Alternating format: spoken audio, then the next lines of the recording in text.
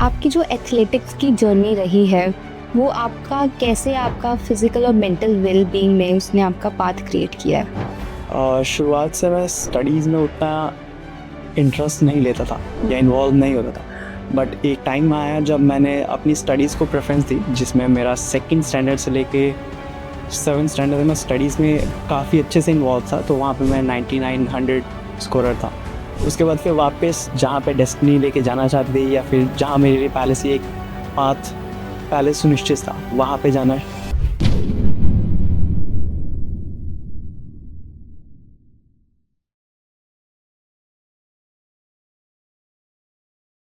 Welcome to TVT podcast. आज हमारे साथ है Himanshu Sahni sir as a yoga and wellness coach.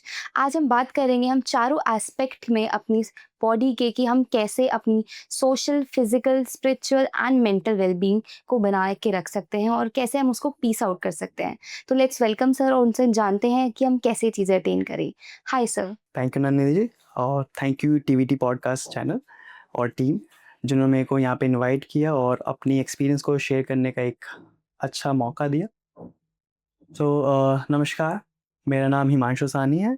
मैं योगा और फिटनेस कोच और पिछले 16 से 17 सालों से मैं इस फील्ड में वर्क कर रहा हूँ, और बहुत सारे ऐसे पॉइंट्स हैं, बहुत सारे ऐसे डिज़ीज़ हैं जिन पे मैं अभी एक्सपेरिमेंट्स कर रहा हूँ और अपने स्टूडेंट्स के साथ उन सब चीज़ पे वर्क भी कर रहा हूँ। सर जैसे आपने अपने पेज पे लिखा हुआ है योगी बाय सोल और एथलीट बाय स्पिरिट। मुझे जानना है कि आप इसके पीछे आप मतलब क्या मोटिव था, क्या ड्राइव था जो आपने ये चीज़ लिखी है? योगी बाय सोल और स्पिरिट ऑफ एथलीट, सो ये एक साथ विनम्र भी है और रुद्र भी है। तो मैं एक ही टाइम में अपने आप को शांत भी रख सकता हूँ, और उसी टाइम में अपने आप को मैं अग्रेसिव और एक ज़िद भी रखता हूँ अपने साथ। हुँ। तो उसका सिंपल सा मतलब मेरे लिए विनम्र और रुद्र। आपकी जो एथलेटिक्स की जर्नी रही है, वो आपका कैसे आपका फिज़िकल और मेंटल वेल-बीइंग में उसने आपका पाथ क्रिएट किया है? शुरुआत से मैं स्टडीज़ में उतना इंटरेस्ट नहीं लेता था हुँ। या इन्वॉल्व नहीं होता था। बट एक टाइम आया जब मैंने अपनी स्टडीज़ को प्रेफ़रेंस दी, जिसमें मेरा सेकंड स्टैंडर्ड से लेके 7th स्टैंडर्ड तक मैं स्टडीज़ में काफ़ी अच्छे से इन्वॉल्व था, तो वहाँ पे मैं 99 100 स्कोरर था। उसके बाद फिर वापस जहाँ पे डेस्टिनी लेके जाना चाहती थी या फिर जहाँ मेरे लिए पहले से एक पाथ पहले सुनिश्चित था, वहाँ पे जाना था मेरे को। तो हमारे स्कूल में सबसे पहले एक एथलेटिक मीट हुआ, जिसमें मुझे भी ऑफ़र आया कम्पीट करने का। हुँ। तो वहाँ पे मैंने अपने सीनियर्स के साथ कम्पीट किया था। तो फर्स्ट जो मेरा एथलेटिक का जर्नी स्टार्ट हुआ, वो मेरे सीनियर्स के साथ स्टार्ट हुआ था। उनके साथ मैंने फर्स्ट प्रैक्टिस पे गया था, तो वो लोग शॉक्ड हो गए थे मुझे अपने साथ कम्पीट करता हुआ या अपने साथ ट्रेन होता हुआ देख कर के, क्योंकि उनका जो 5 किलोमीटर का डिस्टेंस का जो ट्रेनिंग रूटीन था, वो मैंने फर्स्ट डे में ही पूरा कंप्लीट कर लिया था। वो उन्होंने पहले मेरे को सोचा कि हाँ, बच्चा है तो थोड़े से स्टार्ट कराते हैं, लाइक 1 किलोमीटर और 2 किलोमीटर। बट मैंने उनको मना कर दिया, नहीं, मैंने कहा आपके साथ ही करूँगा, जो आप लोग करोगे मैं वही करूँ। तो वहाँ से मेरा जर्नी स्टार्ट हुआ। फिर वो प्रैक्टिस सेशन तो मेरा काफ़ी अच्छा गया, बट जो मेरा मेन गेम था, जो मेरा एथलेटिक मीट में मैं जिस इवेंट में मैं पार्टिसिपेट कर रहा था, उसमें मैं लाइक अपना 100% नहीं दे पाया, क्योंकि शायद से एक्सपीरियंस नहीं था या फिर एक परफॉर्मेंस प्रेशर कह हुँ। सकते हैं। तो उस वजह से वो मेरा फर्स्ट ईयर का जो फर्स्ट कॉम्पिटिशन था, उसमें मैं फेल हो गया। सेकंड टाइम सेकंड ईयर के लिए जब मैं 8th स्टैंडर्ड में आया, तो वहाँ के लिए मैंने अपने आप को बहुत अच्छे से ट्रेन किया, बहुत अच्छे से प्रिपेयर किया। तो उसमें मैंने पूरा 1 महीना दिया था, अपनी स्टडीज़ को साइड किया, अपने आप को मैंने पूरा ग्राउंड पे झोंक दिया था। तो वहाँ पे मैंने मॉर्निंग, इवनिंग, मॉर्निंग का मेरा जो रूटीन रहता वो एंड्योरेंस पे होता था, इवनिंग में अपने स्ट्रेंथ पे वर्क करता था। सो मॉर्निंग में मैंने डेली का रूटीन सेट कर रखा था। एमडब्ल्यूएफ में मैं 10 किलोमीटर्स रन करूँगा, और टीटीएस में मैं 5 टू 6 किलोमीटर। एंड जो इवनिंग का जो ट्रेनिंग सेशन था, वहाँ पे मेरा शेड्यूल कुछ ऐसा था, 2 किलोमीटर्स आपका रनिंग एंड एमडब्ल्यूएफ में 3 किलोमीटर्स आपका टीटीएस में। और पूरा जो फोकस होता है वो स्ट्रेंथ बिल्डिंग पे, जैसे आपका upper body strength, core strength और लेग स्ट्रेंथ। सो इस पे मैं वर्क करता था। देन जब मेरा इवेंट हुआ, तो उसमें मेरे सीनियर्स भी शॉक थे, स्कूल के जो मेरे क्लासमेट्स थे, स्कूलमेट्स थे, वो भी शॉक थे हुँ। कि कैसे हुआ। तो वहाँ पे मेरे साथ एक इंसिडेंट और भी ऐसा हुआ था जो बहुत इंटरेस्टिंग है। मेरे को सब जूनियर में कॉम्पीट ना करवा के मुझे जूनियर्स में कॉम्पीट करा अपने से 2 स्टैंडर्ड ऊपर के बच्चों के साथ। तो मुझे तो उस टाइम पे कुछ का उतना नॉलेज नहीं था कि वो बड़े हैं या छोटे हैं, या मेरे को जूनियर्स में क्यों कम्पीट कर मैं कम्पीट कर लिया मैंने। तो वहाँ पे मेरा पहला इवेंट हुआ 1500 मीटर्स का, सो उसमें मेरा सेकंड प्लेस आया। देन जब मेरा सेकंड इवेंट था 3 किलोमीटर्स का क्रॉस कंट्री, उसमें मेरा आया फर्स्ट। तो वो मेरा पहला लोगों के लिए शॉकिंग वो था। स्कूल में मेरा पूरा स्कूल में मेरे क्लासमेट्स में एक शोर सा मच गया कि हमारे स्कूल में एक नया एथलीट आया है। तो वहाँ से मेरी जर्नी स्टार्ट हुई। उसके बाद से कहते हैं ना कि शुरुआत तो जस्ट ऐसे ही कर दिया था, उसके बाद फिर मज़ा आने लग गया। तो ये जर्नी मेरे लिए पहले से प्री डिसाइडेड थी, तो यहाँ मुझे आना था। फिर जब मेरा एथलेटिक्स का करियर स्टार्ट हुआ, तो उसी के साथ-साथ मुझे अपनी बॉडी पे और ज़्यादा वर्क करने का इंटरेस्ट हुआ, या और ज़्यादा इसमें डीप जाना चाहता था। तो फिर मैंने योगा स्टडी करना शुरू किया अपनी लाइब्रेरी में जाके। लाइब्रेरीज़ में से बुक मैंने स्टडी की। तो वहाँ पे मेरी एक सबसे पहले बुक मिली थी, एक नॉर्मल किसी स्कूल स्कूल के प्रोफ़ेसर ही थे जिन्होंने वो बुक लिखी थी स्टूडेंट्स के लिए, स्कूल लेवल के बच्चों के लिए। तो वो मैंने स्टडी किया, वो पूरी किताब मैं घोल के पी गया। वहाँ से जब कुछ नया नहीं मिला तो मैं और जानने की इच्छा हुई। तो मैं फिर प्रैक्टिस में ज़्यादा इन्वॉल्व हो गया अपने एथलेटिक्स के और योगा मैं उस टाइम पे सिर्फ़ अपनी बॉडी को रिकवर करने के लिए, अपनी परफ़ॉर्मेंस को और इम्प्रूव करने के लिए करता था। बट धीरे-धीरे कब मेरी लाइफ़ का वो पार्ट बन गया मुझे खुद पता नहीं चला। फिर एथलेटिक्स से योगा, योगा से फिर आपका जिम की तरफ। जिम मैं सिर्फ़ इसलिए गया क्योंकि मेरे को अपनी मसल पे थोड़ा-सा और एक शाइन और एक शार्पनेस चाहिए थी। दूसरे एथलीट्स के अकॉर्डिंग मैं अपनी बॉडी को और अलग दिखाना चाहता था। तो मैंने जिम में एंटर किया। आई गेस मैं अपने ग्रुप में या अपने फ्रेंड सर्कल में सबसे छोटा बच्चा होऊँगा जो 14 इयर्स की एज में जिम में जाके वर्कआउट कर रहा था। और अपने पेरेंट्स को मैंने ये बोल के कन्विंस किया था कि मैं जिम में सिर्फ़ स्ट्रेचिंग और योगा के लिए जा रहा हूँ। मेरे को सर अलग से सेशन देंगे, इसलिए मैं जा रहा हूँ। और जिम की मैंने फ़ीस भी मैंने नहीं बताई थी। उस टाइम पे जो हमारे एरिया का सबसे अच्छा जिम था, उसकी फ़ीस आई गेस 2006 में 800 समथिंग हुआ करती थी, और वो मैं अपनी पॉकेट मनी से देता था। तो और वो और मैंने अपने घर में बोला था कि यहाँ की फ़ीस जो है वो ₹100 पर मंथ है। मम्मी-पापा ने कहा ठीक है। तो ये मेरा एक एथलेटिक्स का जर्नी था, जो एज़ एन एथलीट मैंने स्टार्ट किया, और कब योगी में कन्वर्ट हो गया, कब योगी बन गया, वो मुझे नहीं पता चला।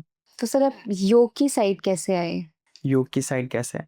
सो जैसा कि मैंने आपको बताया कि मैंने योगा जस्ट अपने एथलेटिक्स परफॉर्मेंस को इम्प्रूव करने के लिए स्टार्ट किया था, बट धीरे-धीरे वो मेरी लाइफ का पार्ट बन गया।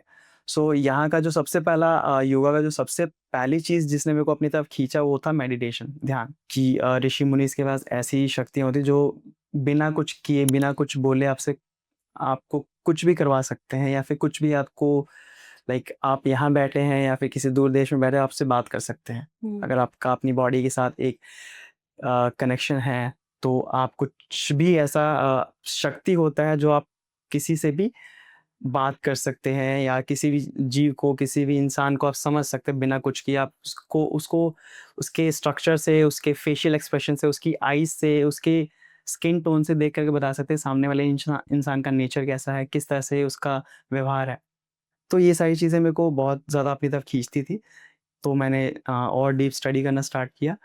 फिर धीरे-धीरे मैंने स्कूल में ही अपने एथलेटिक्स करियर के साथ ही साइड बाय साइड बच्चों को कोचिंग भी देता, जिससे कि मेरी अपनी पॉकेट मनी आती थी, जिससे मैं अपने एथलेटिक्स का और अपने एक्सपेंसेस बेयर करता था। तो ये करते-करते मेरे को और इंटरेस्ट बना, मैं इसमें और ज़्यादा डीप होता गया, और फिर वो मेरी लाइफ़ का पार्ट अब तक और आगे जब तक है तब तक रहेगा। ऑल्सो मुझे जानना है कि आप स्ट्रेंथ को कैसे डिफाइन करते हैं? मतलब not only physical strength but also your spiritual and your emotional mental level. चीज़ें तो मैंने स्टार्टिंग में आपको क्लियर कर दी, विनम्रता और रुद्र। सो जो इंसान ताकतवर है, जिसमें ताकत है एक्चुअल में, वो आपको बहुत शांत दिखेगा। एक एग्ज़ाम्पल देता हूँ जो किसी से छुपा हुआ नहीं है।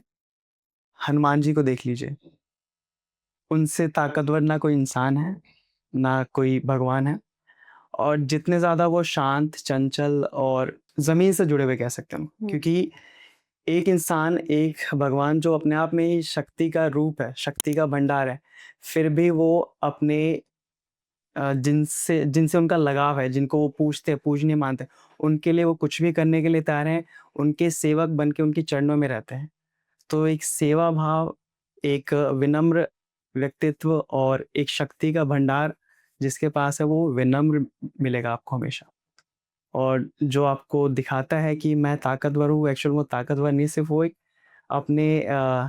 अपने लिए एक भ्रम पैदा कर रहा है कि हाँ, मैं ताकतवर हूँ, बट अगर आप अंदर से देखें तो खोखला है, कुछ नहीं है वो। सर हीलिंग में थेरेपी कितनी यूज़फुल रहती है? हीलिंग में थेरेपी कितनी यूज़फुल रहती है?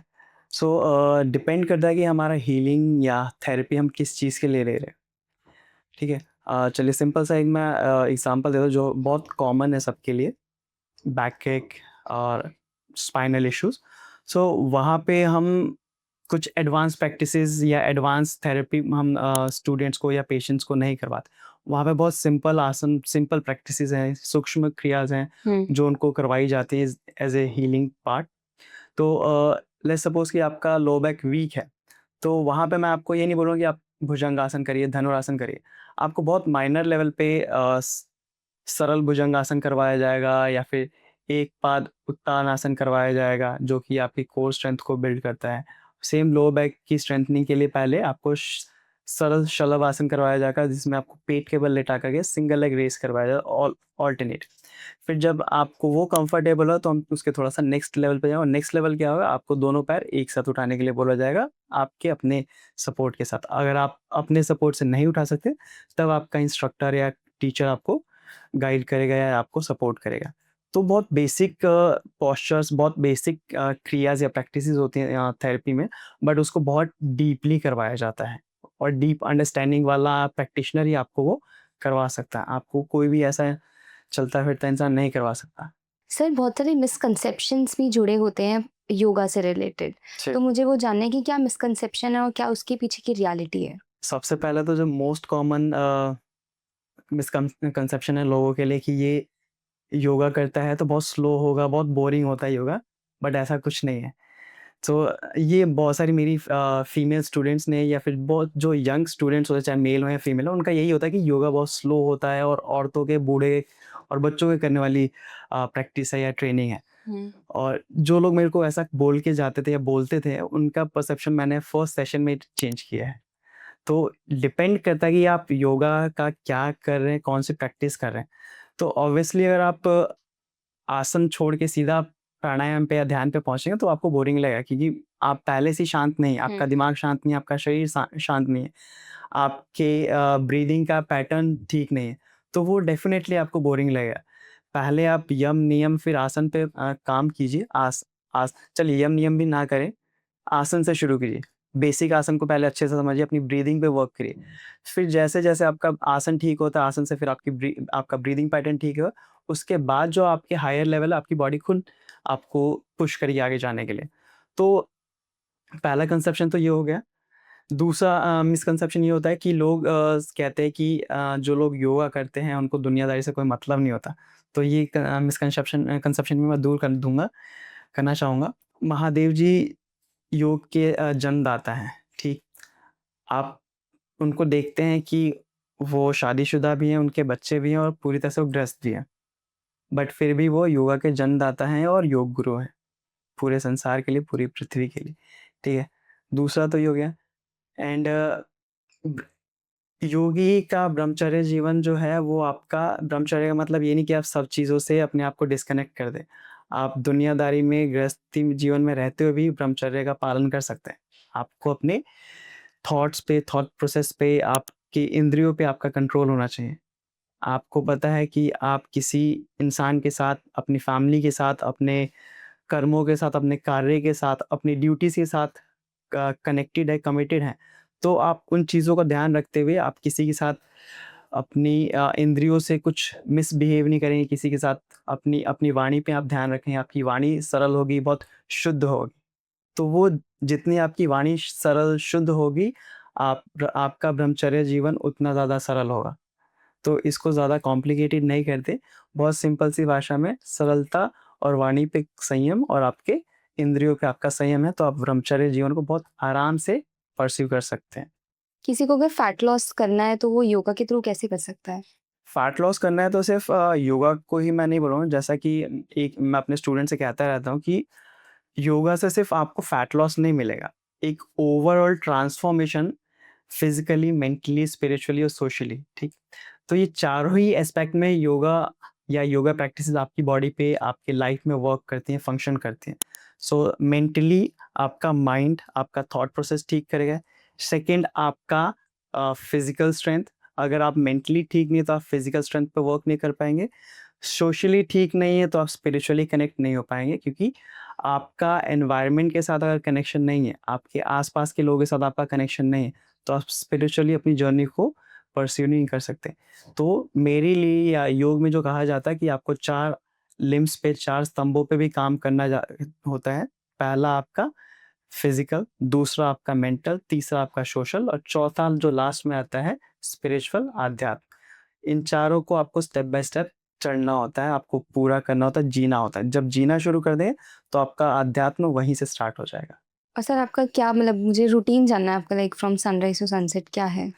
तो मेरा रूटीन बेसिकली बहुत सिंपल सा है। सबसे पहले मैं आपको बता दूँ, मेरी नींद जो है 3 से 4 घंटे की है, और उसमें सबसे पहले मैं जो स्टार्ट करता हूँ अपने डे का, मॉर्निंग में उठने के बाद अपना 15 से 20 मिनट का एक छोटा-सा मेडिटेशन। उसके बाद फ्रेश होके मैं अपना नॉर्मल मॉर्निंग पे 45 मिनट टू 1 आवर का मेरा रनिंग का सेशन होता है, एथलेटिक सेशन होता है। एंड फिर उसके बाद 6 बजे तक, साढ़े 6 बजे तक वो कंप्लीट होने के बाद फिर मैं अपने सेशंस के लिए चला जाता हूँ, जो मेरे को अपने स्टूडेंट से मिलना होता है, स्टूडेंट्स को सेशंस देना होता है। उसके बाद 10-11 बजे से जब मैं फ्री हो जाता हूँ तो वापस अपने स्किल पे वर्क करता हूँ, जो जैसे कि मार्शल आर्ट की फ्री हैंड मूवमेंट्स होगी या फिर पंचेस हो गए या किक्स पे प्रैक्टिस कर ली। देन उसके बाद अपना लंच, अपना मील लेने के बाद कुछ टाइम, अभी हमारा एक कैफ़े तो मैं उस पे चला जाता हूँ, कुछ टाइम वहाँ पे होता हूँ। फिर वहाँ से फ्री होने के बाद शाम को मैं जिम जाता हूँ, एंड जिम से आने के बाद फिर मैं वापस अपने कैफ़े में या फिर कोई योगा सेशन है तो सेशन अटेंड करने चला जाता हूँ। और रात को फिर अपना वही थोड़ा-सा फैमिली के साथ टाइम स्पेंड करके अपने काम का देख कर के कि आज क्या अच्छा था, क्या नहीं था। नेक्स्ट डे की थोड़ी बहुत प्लानिंग करने के बाद फिर लास्ट में अपना मेडिटेशन के साथ अपना डे एंड करता हूँ। तो ओवरऑल मेरा 3 से 4 अपना सेल्फ ट्रेनिंग सेशन हो, जिसमें आपका स्किल, स्ट्रेंथ और एंड्योरेंस तीनों पे रोज़ वर्क होता है, और मेडिटेशन तो मॉर्निंग इवनिंग का वो नॉर्मल है। और दूसरा, अगर मेडिटेशन का मैं एक छोटा-सा ये बताऊँ कि अगर मैं मेडिटेशन सेशन मेरा स्किप भी हो जाए बाय चांस, तो जो भी मैं काम कर रहा हूँ, मैं उसको बहुत ध्यान से करता हूँ। तो जो भी आप एक्शन एक्शन कर रहे हैं, जो भी आप कर्म कर रहे हैं, उसके लिए आप जागरूक हैं, आप अवेयर हैं, तो आपका ध्यान वहाँ पे हो रहा है। एंड लास्ट में जो मैं ऐड करना चाहूँगा कि मेरा जो रूटीन है, वो सनराइज़ और सनसेट के अकॉर्डिंग नहीं चल पा रहा है पिछले 2 से 3 सालों में। थोड़ा-सा मैं अपने आप पे और ज़्यादा वर्क कर रहा हूँ, तो मैंने अपने आप को इस हिसाब से ढाला है कि मैं 24 घंटे में कुछ भी कर सकूँ।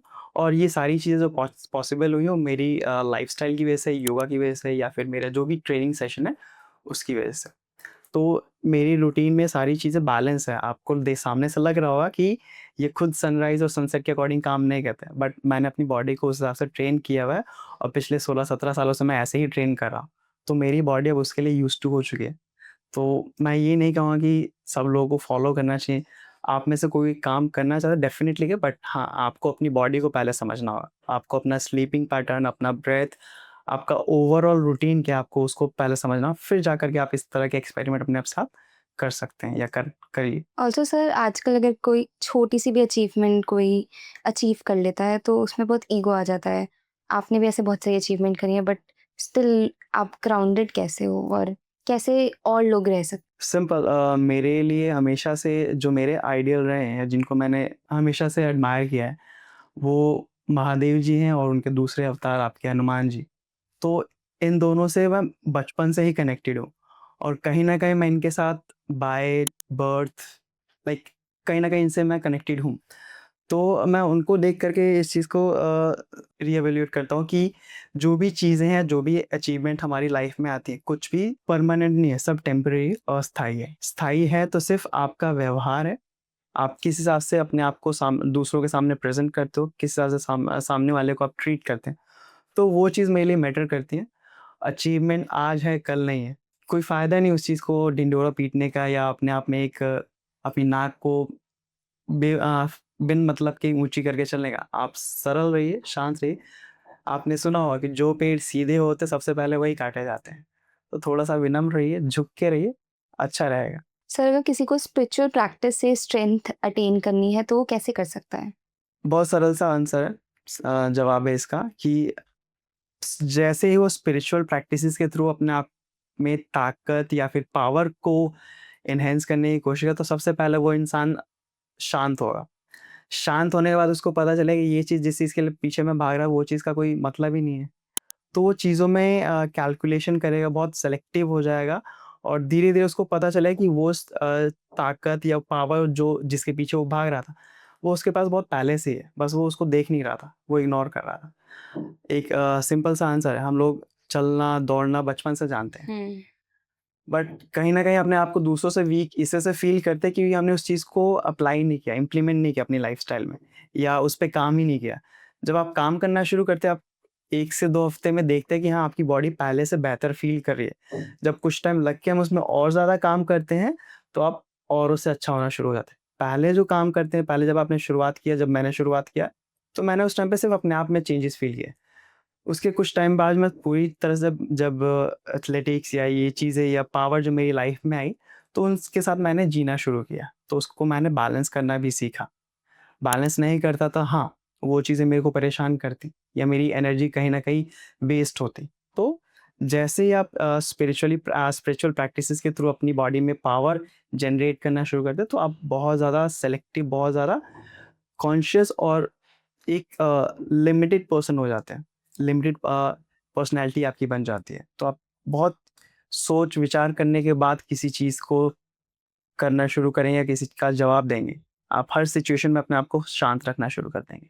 उम्मीद करता हूँ कि आप सबने हमारा पॉडकास्ट ज़रूर देखा हो और आपको कोई भी हमारे पॉडकास्ट से रिलेटेड क्वेरी हो, कोई क्वेश्चन हो तो स्क्रीन पे दिए हुए डिटेल्स पे आप जाके हमसे कॉन्टैक्ट कर सकते हैं।